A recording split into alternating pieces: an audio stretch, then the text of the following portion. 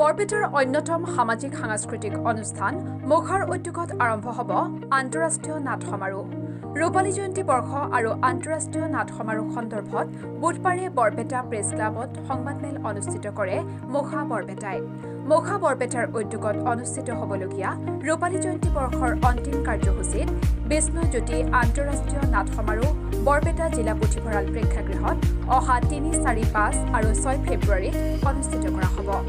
অসমৰ লগতে বাংলাদেশ, মুম্বাই, ছিকিমৰ আগশাৰীৰ নাট্য দলে অংশগ্ৰহণ কৰিব নাট্য সমাৰোহত।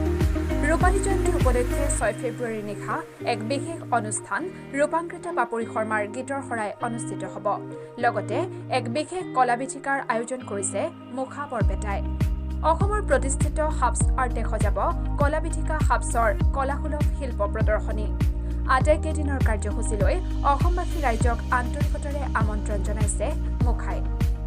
আমি মুখা বৰপেটাই বৰপেটা তথা অসমবাসী সমূহ নাট্যপ্ৰেমী ৰাইজক আমাৰ শ্ৰদ্ধা চেনেহ যাচিছোঁ। আমি জনাবলৈ পাই সুখী হৈছোঁ যে মুখা এটা নাটকৰ অনুষ্ঠান আজি ২৫ বছৰত আমি থিয় দিছোঁ। আমি প্ৰতি বছৰে নাটকৰ সমাৰোহ পাতি আহিছোঁ। এইবেলি আমি আন্তঃৰাষ্ট্ৰীয় নাট সমাৰোহ আয়োজন কৰিছোঁ অহা ৩, ৪, ৫ আৰু ৬ ফেব্ৰুৱাৰীত। এই আন্তঃৰাষ্ট্ৰীয় নাট সমাৰোহত বাংলাদেশ, ৰাষ্ট্ৰীয় নাট বিদ্যালয় ছিকিম, মুম্বাই, গুৱাহাটী, বিশ্বনাথ চাৰিআলিকে আদিকে ধৰি মুঠ ৮খন নাটক মঞ্চস্থ হ'ব ইয়াত। সন্ধিয়া ঠিক ৬ বজাত আমি আচলতে এক বিশাল আশা কৰি এই আয়োজনখন কৰিছোঁ। কাৰণ কিয়, নাটকে সমাজক সুস্থিৰ কৰি ৰাখে। নাটকে দেশ বিদেশৰ বিভিন্ন নাটক চাই আমাৰ থলুৱা যি শিল্পীসকল আছে তেওঁলোক আৰু উৎসাহিত হ'ব। গতিকে আমি বৰপেটাৰ মুখ্যতঃ যিখিনি নাট্যপ্ৰেমী আছে তেওঁলোকে আমাক অতি আন্তৰিকতাৰে সহায় সহযোগিতাৰে এই সমাৰোহখন পাতিবলৈ যথেষ্ট সহায়ৰ হাত আগবঢ়ায়। কাৰণ তেওঁলোকে ভাল নাটক চাব বিচাৰে। আমি ভাল নাটক আমন্ত্ৰণ কৰিছোঁ আৰু আশা ৰাখিছোঁ আপোনালোক সকলোৱে আমাৰ এই ৪ দিনৰ কাৰ্যসূচীত উপস্থিত থাকি আমাৰ লগতে প্ৰতিটো নাট্য দলকে উৎসাহ যোগাব। ৩, ৪, ৫ আৰু ৬ ফেব্ৰুৱাৰী জিলা পুথিভঁৰাল বৰপেটাত সন্ধিয়া ঠিক ৬ বজাৰ লগে লগে আমি নাটক আৰম্ভ কৰিম।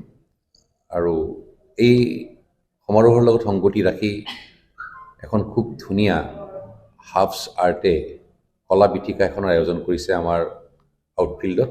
খুব ধুনীয়া এখন আৰ্ট গেলেৰী হ'ব। আহিব। এখন খুব ভাল স্মৰণিকা আমি প্ৰকাশ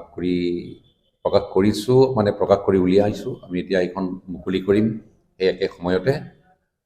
তাৰোপৰি আমি জনাবলৈ পাই সুখী হৈছোঁ, আমি আমাৰ ৰূপালী জয়ন্তী বৰ্ষত আমি নতুন নাট্যকাৰ সৃষ্টিৰ কাৰণে আমাৰ সমাজ আৰু সাংস্কৃতিক জীৱনৰ শ্ৰদ্ধাৰ ব্যক্তি গুণীনন্দ দাসদেৱে এটা আহ্বান জনাইছিল যে একাংকিকা নাটকৰ পাণ্ডুলিপি প্ৰতিযোগিতা পাতিব লাগে।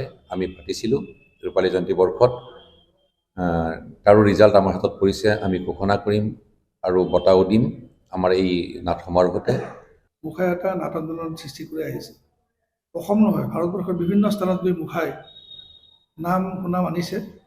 বহুত কষ্ট কৰিছে। মই মাত্ৰ এটা কথাই ক'ব খুজিছোঁ যে এইবাৰ ২৫ বছৰৰ এই বিষ্ণুজ্যোতি নাট সমাৰোহ আমাৰ বৰপেটাৰ সমূহ নাটপ্ৰেমীয়ে অন্ততঃ নাট উপভোগ কৰিব আহিব লাগে। কাৰণ বাংলাদেশ, মুম্বাই, গুৱাহাটী, ছিকিম বিভিন্ন অনুষ্ঠান ভাল নাটক আহিব।